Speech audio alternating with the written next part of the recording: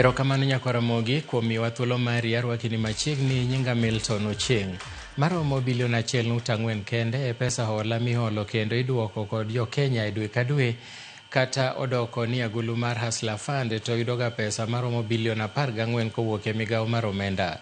Magi oyangi kod jata tije maduong' ka Hasla Henry Tonui moko ni sirikal sani keto okenge mag neno ni jomo yudo holano ochudo maonge mbalore.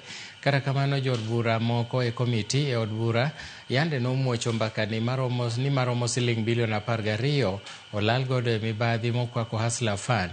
Jod bura go e lipodgi ochiko mondo mi ochwal obok mabiro chiwo ler kopo ni mibadhi opote Hasla Fund.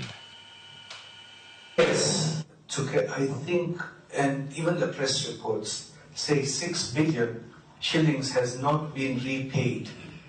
And many of the people who took the loans of Hasla Fund, of those 6 billion, are not known, cannot be followed up. So when you say no money is lost, are you categorical that there is no money lost? Do you have that 6 billion in the account?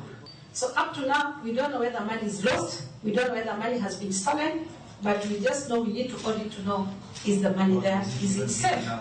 So these documents will help us make a ruling whether Hasla Fund is competent or incompetent in its functions.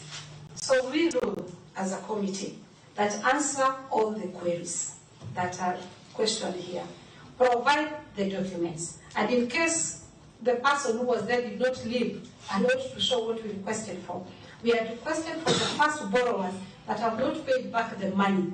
We want the list of the borrowers with their contacts and identification. Fatuma Mohammed, ID number blah, telephone number blah, all the documents that show that that person has borrowed and the amount borrowed. Whether it's 10 lorries, we want it.